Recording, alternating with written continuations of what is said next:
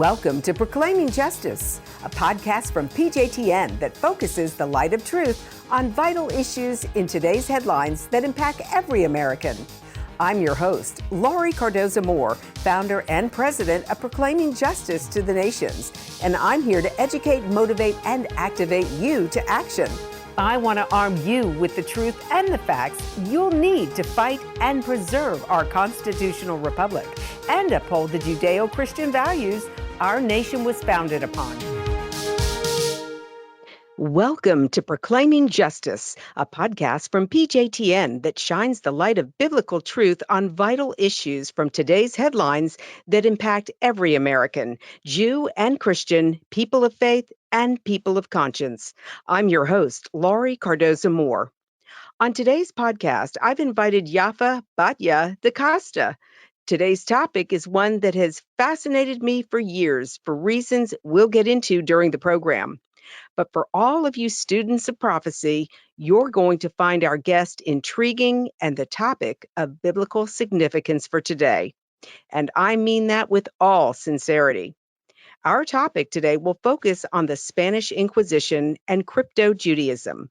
We hear so much about the Holocaust, but there was another tragic event that preceded the Holocaust by 500 years, where Jews were targeted in Spain and Portugal during the Spanish Inquisition. The study of Crypto-Judaism refers to a hidden form of religious practice that originated in Spain with the forced conversion of Jews to Catholicism beginning in the 14th century. A substantial presence of this culture can be found in Latin America and in the southwestern part of the United States. In this interview, we're going to talk to Yaffa as she reflects on the mission and research to capture and promote the story of this important part of Jewish history and its impact on a global scale.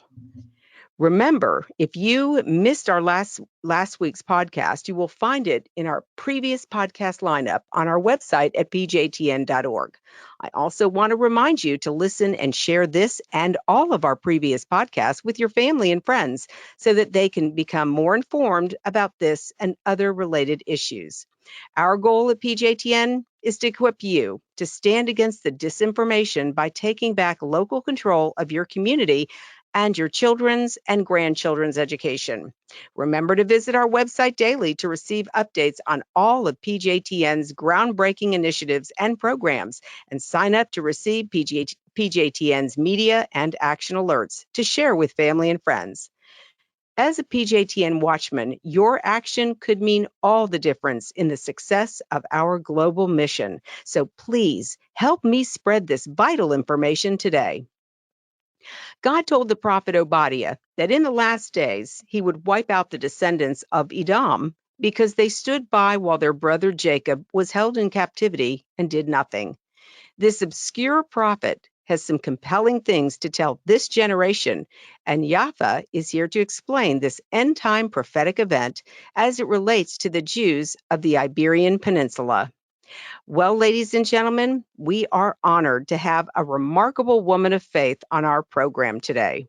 Rabbinate Yaffa Batya DaCosta is the founder and CEO of Ezra Le'anosim since 2005, an Israeli nonprofit. Her organization is made up of 30 managing directors from all over the world and many committed supporters and activists globally, most of whom are themselves from the B'nai Anosim. People have joined this organization over many years to work with Yaffa Batya in helping the B'nai Anosim to make a full and public comeback to the faith and traditions of their Sephardic Jewish ancestors. Yaffa Batya's upcoming 30th anniversary of being involved with this movement will be on Purim of 2022. Yaffa is herself from the B'nai Anosim, and she made a full return in 2000. She has an extensive business management, consulting, coaching, and projects management background with corporate 100 companies in the USA. She has, over the years, also worked with many B'nai Noach. She has been a leader or facilitator of some Jewish-Christian relations and interfaith groups. And if you want to email her, if you have any questions during our program, you can email her at YAFF at yahoo.com. Yaffa, welcome to Proclaiming Justice. We are so honored to have you on our program today. Lori, thank you so much. I'm really excited to be here. I've been thinking about it for a long, long time, about talking about this topic that I'm so involved with and have been for so long. Thank you so much for having me. Yes, absolutely. So let's get started because we've got a lot to unpack today. And I want to tell our audience this is going to be a series. We're going to have Yaffa come back because there's so much information about this issue. And it's important that we understand this information and what's happening in our generation. So I want to first start by saying Yaffa and I are distant cousins. I have cousins who share the same family name, the Costa family. So it's a miracle that our paths have crossed on this topic. So tell us about your personal journey, Yaffa. Okay, so I was born in New Bedford, Massachusetts, and my mother's family had come over to the United States around 1915 and 1917 in two events. So my mother's mother, my grandparents, had two little children. They came over second in 1917, and the little boy died on the passage over from the Azores. So they were Portuguese. And the little girl died in the Spanish Inquisition, okay? And my mother was born in 1918. So it was right around that time. And the rest of the family, my mother's aunts and her mother, my great-grandmother, came over in 1915. So I knew we were Portuguese, but all the time during my growing up, I always heard about the Spanish Inquisition. So it was always called Spanish. And I never really knew there was a Portuguese side to the story till much, much later, which we'll talk about some other time. So growing up, I didn't know we had this Jewish ancestry. And in fact, I used to say, well, Spanish Inquisition, I'm Portuguese, so close but no cigar, sort of speaking. Okay. Right. And I didn't find out until much, much later. And I had left the church a long, long time ago. Oh, gee. When I was about 7 or 8 years old, I heard a priest say from the pulpit that the Jews killed Christ. And I knew it wasn't so because I had read it in the book, who killed them, okay, in the Roman cross and all of this business. And I felt it. It was visceral, okay, in my body, my reaction to that statement. And I found it totally hypocritical. And to this day, I have this this thing that gets under my skin if I see hypocrisy. And it goes all the way back to when I was very, very young. So it didn't start, I didn't really start looking into this. We have to jump to 1992 when I came to Israel for the first time. And a lot of people tell me they had a similar experience in coming to Israel for the first time because not knowing, of course, that I had any connection to Jews, I walked off the plane. And at the time, you had to walk down the steps onto the tarmac. They didn't have the terminal that they have today, the international terminal.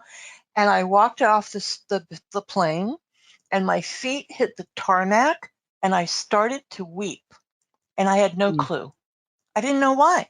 It just affected me so much. And everything here, the people, the language, the culture, the food, the smell, the atmosphere, everything about this place was a whack upside the head. And I had no way of understanding why. Wow. You know, it's interesting that you say that because I had an exact similar experience. And many of our audience know about my Sephardic Jewish roots, and I've talked about it over the years. But I too deplaned an El Al flight, and as soon as and it was before the international um, uh, flights, before they had the international terminal like they have it now. And you had to step down off the plane, you had to stand on the tarmac and walk toward the building. And as soon as my feet hit the ground, I looked around me and I knew I was home. It was the most bizarre feeling. I knew that I'd never been here, but I knew I was home. So Yeah, tell us, it's so powerful. yes, absolutely. So continue telling us about your background and what caused you to get involved in this obscure part of Jewish history. Well, what happened was after that trip, and it was a tour with a tour group, okay, I came back to Israel 4 more times on the holy days. I came back the following year for Passover, Mm-hmm. and in the fall I came for Sukkot. And then the year after that, I came for Shavuot. Okay, and you can tell I'm doing the pilgrim festivals. Mm-hmm. I didn't Yep. really understand all of that at the time. Okay, Mm-hmm. but of course I started growing and learning and looking into things and researching things. And finally, in 2005, I remember being at the Kotel and I was praying and I was very upset because I wanted to learn more, not just about the people and this country and the culture, but I now wanted to learn more about the religion because I had been a-religious, I had been agnostic for more than 20 years. I don't have anything to do with religion, okay? Because I thought it was hypocritical. So Mm-hmm. anyway, I started talking to, not knowing who I'm talking to, but just like the creator or whatever kind of thing. Mm-hmm. And all of a sudden, this feeling of calmness and peace came over me, and a thought came into my head. Now, I'm an educator by profession, manager, educator, coach, Mm-hmm. and this thought came into my head because my issue was what was causing me to be upset was I wanted to study and I didn't know where to go to study Mm-hmm. because I thought if I went to a rabbi, he'd say, "Well, do you want to convert?" And my answer honestly would be, "I have no idea. I just want to learn." Okay. Mm-hmm. So I didn't think I could go to a rabbi because I didn't want to have that kind of a tension or conflict or whatever. So this feeling comes over me and the thought comes into my head, if you want to study, you'll teach. Mm-hmm. And I went, "Oh, wow. Yeah, I can do that." So when I went home that year, I went to a Jewish bookstore and I bought a stone edition of the Chumash, which is the Mm. five books of Moses, Oh my with gosh. commentary, with rabbinic commentary. Okay. And I started a study group. Now, I wasn't the teacher per se. I was like a facilitator because I had been a professional facilitator of meetings and business. And what we would do is we would go around the room, be about half a dozen of us in Warwick, Rhode Island. I'll never forget it. And we would go around the room and read the Parsha of the week. Mm. Okay. And the commentary, the notes on the bottom. We wouldn't read the Rashi. Who could read the Hebrew, right? Mm-hmm. So we would go around the room reading that week's portion of the Torah and the commentary and discuss. That was it. Mm-hmm. Now, during that year, I happened to be going to conferences, Jewish Christian relations kinds of stuff. And I met this man. He became a good friend of mine who was the owner of 2 radio stations in New England. Okay. And I had this idea for a radio show. So one day I called up Bill and I said, "Bill, I have an idea for a radio show and I have a like 3 or 4 page proposal about it. Would you do me a favor and just meet with me and read it quickly and give me some advice and suggestions because he's in radio. I mean, Mm-hmm. Right. And he said, "Absolutely." So I said, "Okay." So I met with him and he read my proposal and he says, "Wow, this sounds fantastic." And by the way, the idea was for a call-in talk radio show on Christian radio, teaching Christians about Judaism to promote peace and understanding between Christians and Jews. Mm. And people would be able to call in and ask questions and this and that. He loved it. He said, "Well, why don't you do it?" I'm getting goosebumps talking about this. Yeah. No, he, I'm he with said, you. "What?" He said, "Well, why don't you do it?" I said, "Well, I don't know where." I don't. He says, "Well, I go to radio stations. Would you do it on my radio stations?" I said, "You're kidding me." He said, "No, please." And I had good money at the time and I was making good money and all this. So I paid for it. And I Mm. did. And then I was going to start the show in August. He wanted me to start it in August, but that was my next trip to Israel that I scheduled for Tisha B'Av, the summertime, the fast of Av, which is coming up, by the way, in a couple of weeks. And I said to him, but I can't do the first 2 shows because I'm going to be in Israel. He said, well, why don't you pre-tape them? It won't be live, but you'll give an introduction to your program and what you're going to be doing when you come back, and then it will be live when you come back, talk radio and everything. So that's exactly what I did. I pre-taped those 2 shows while I was in Israel. And that's when I met on that trip, when I met this man from the World Jewish Congress. His name is Mordechai Arbel. He's no longer with us now. And he sat me down and explained to me in 2 hours about the Portuguese side of the story, because I'd never heard that before. Never heard that the Portuguese got caught up in this whole thing. So at the end of the 2 hours, I said to him, now what do I do? Now I have all this information.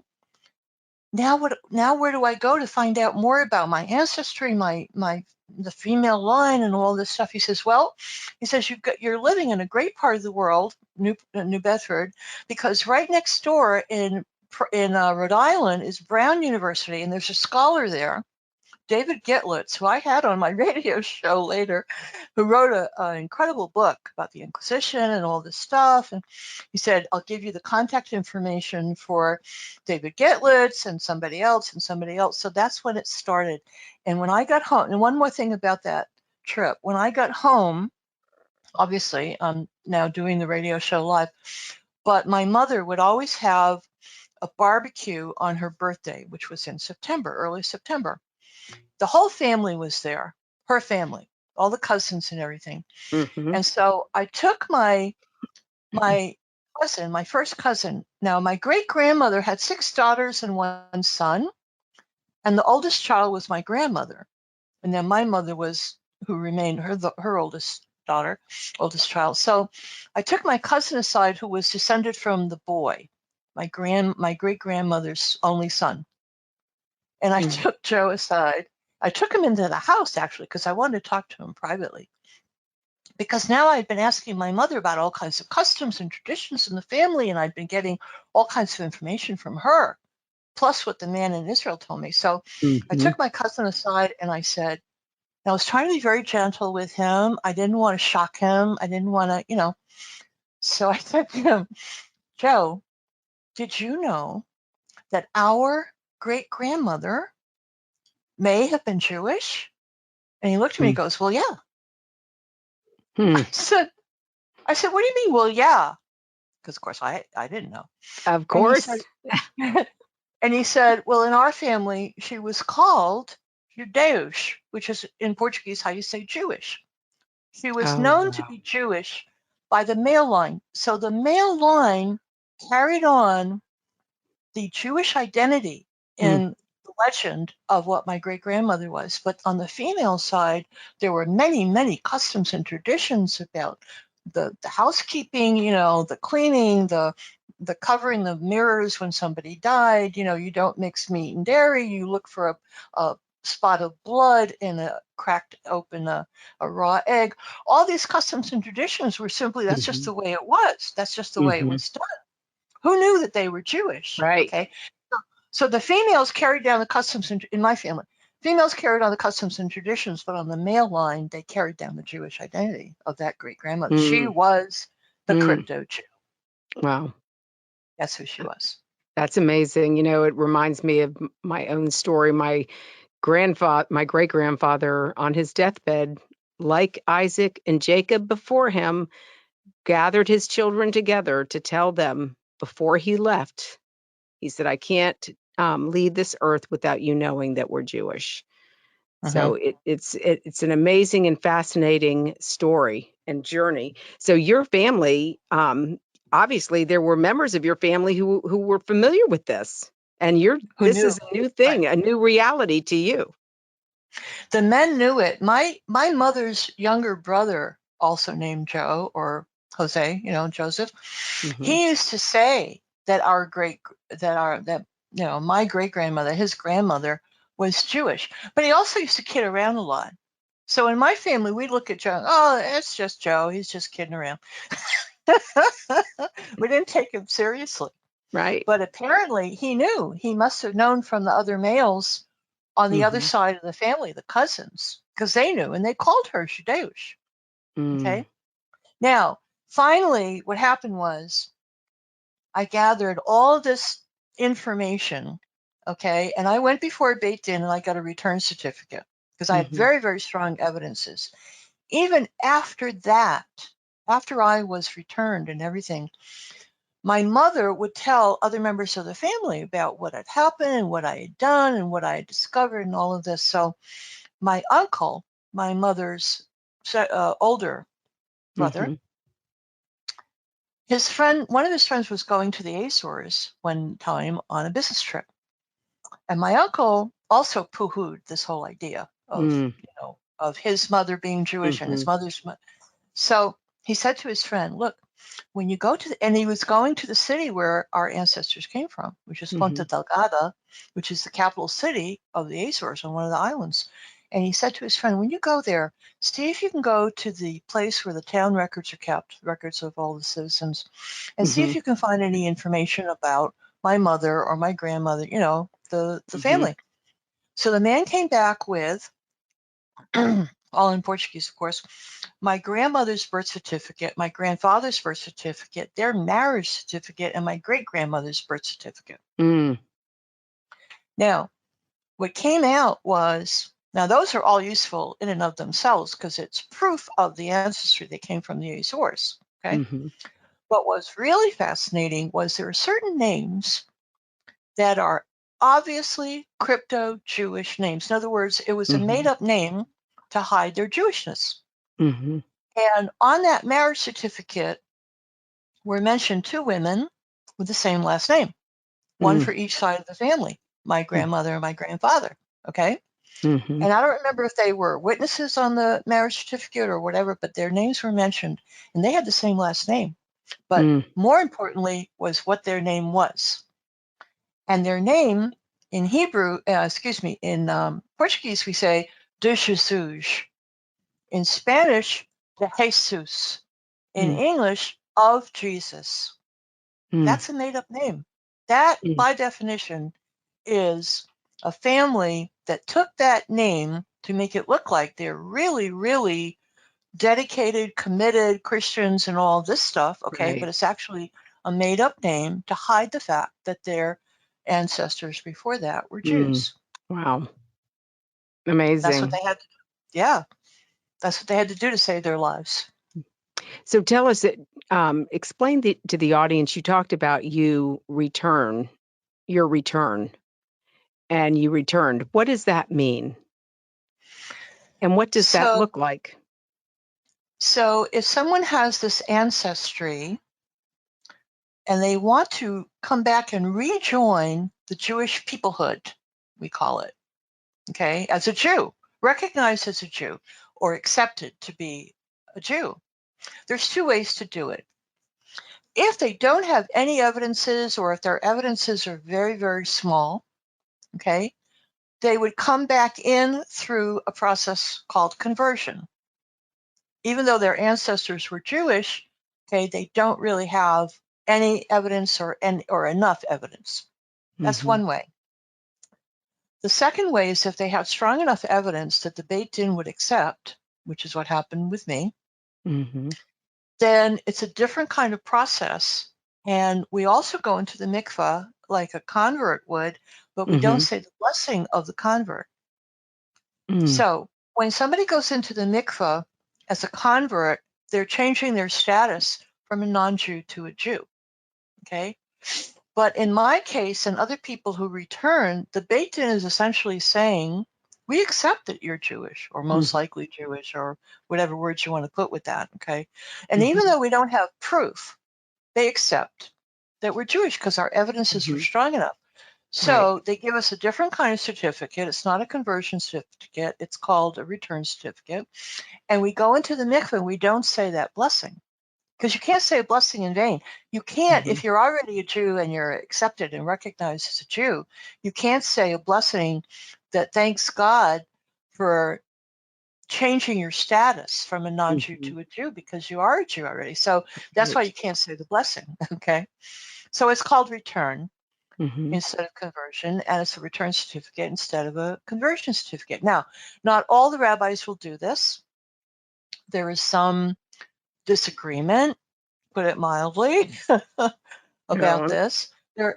There are certain groups of rabbis that don't accept it at all. They say that it's been 500 years or more, and in spite of evidences and all this stuff about their ancestry, everybody from this community of crypto-Jews has to convert. Okay? Mhm. That is a certain segment of the Jewish population of rabbis that feel that way. And there are other rabbis who disagree and say, no, they can return, and that's what we should do for them, and help them to come back to the peoplehood as accepted as a Jew, because not only do we have strong evidences of our ancestors being our mother's mother's mother, Mhm. as far back as we go, being secret Jews. A secret Jew is still a Jew. Okay.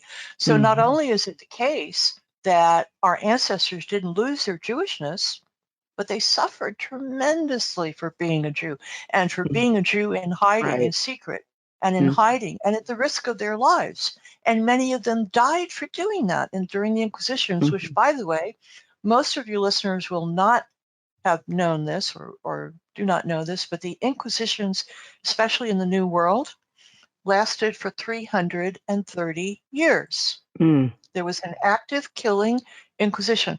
The last auto de fe, burning at the stake of someone for being a Jew, or for what the Catholics would call the heresy of Judaizing, was in Mhm. 1820.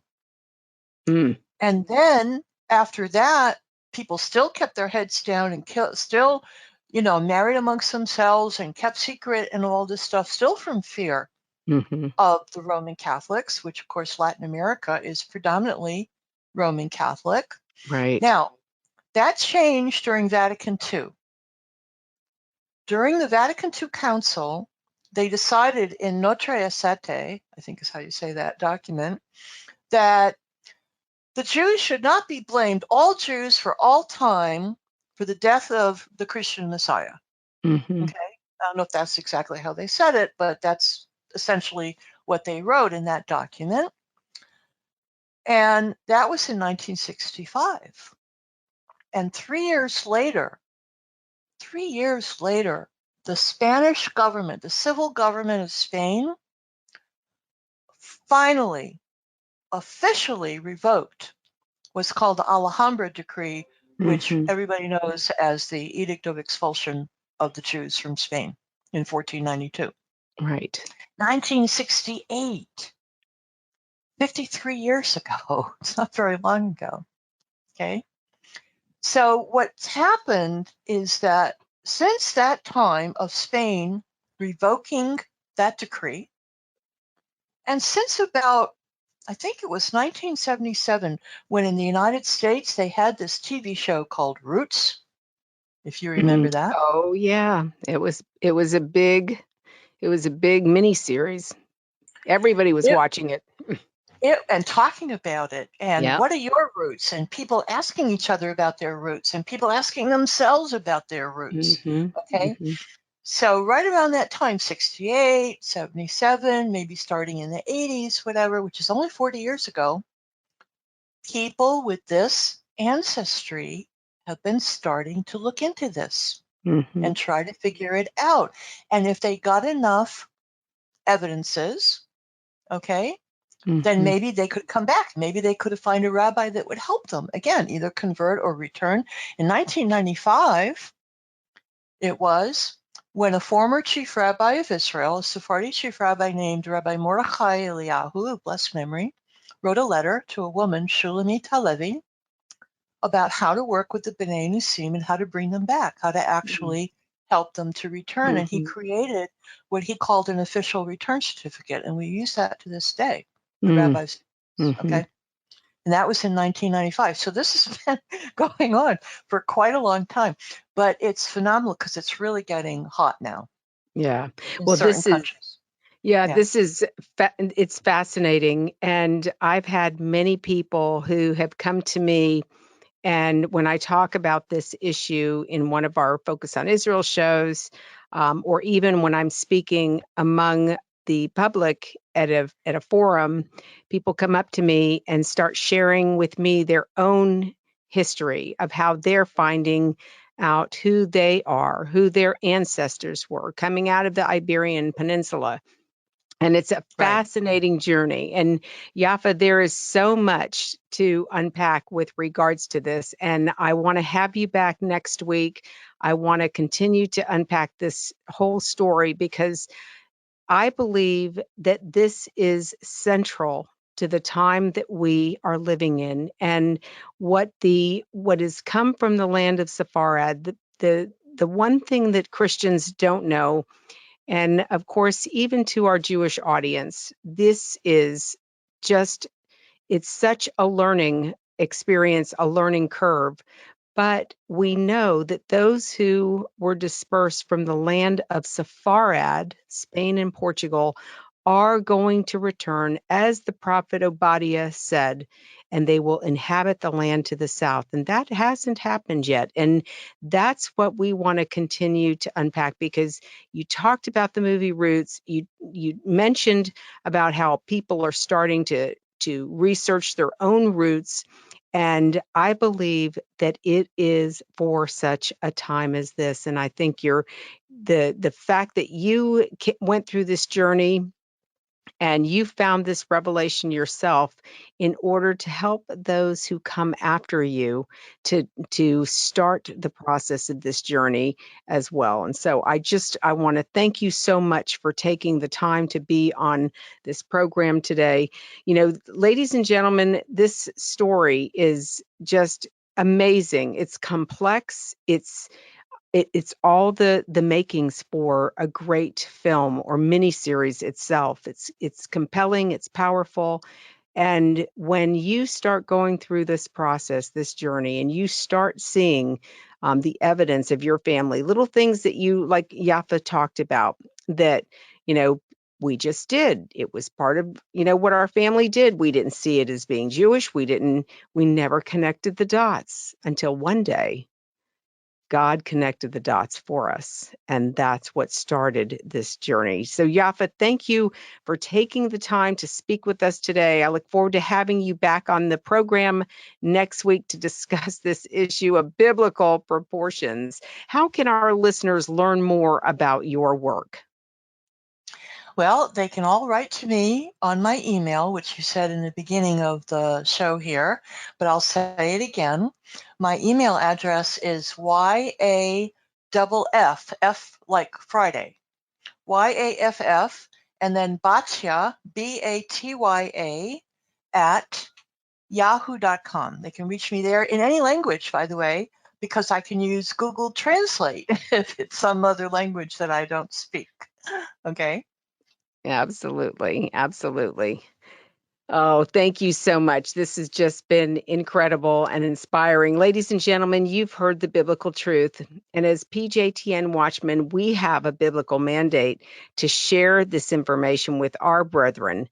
How will God judge us as Christians for standing by as the world, even Christian leaders, um, stand by and do nothing and say nothing? We cannot remain silent. This is an important part of Jewish history, of the story of Israel, of Israel's history.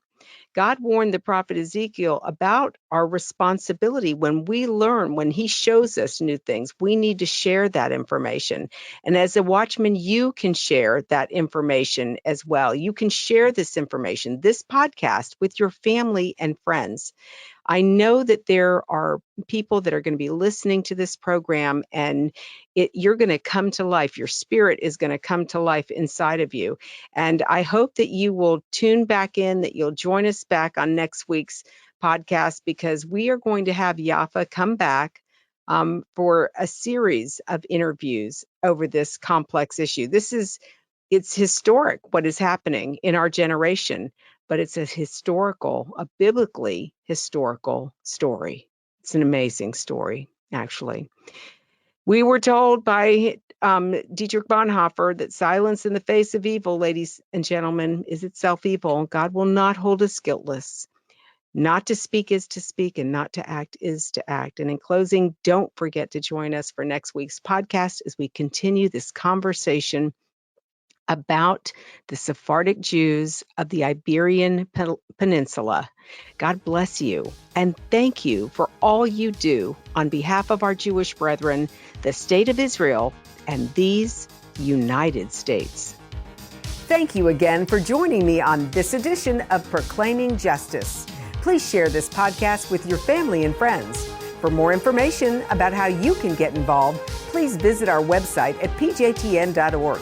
As a PJTN Watchman, you can help us keep up the fight to preserve our freedom for our children and their children for such a time as this.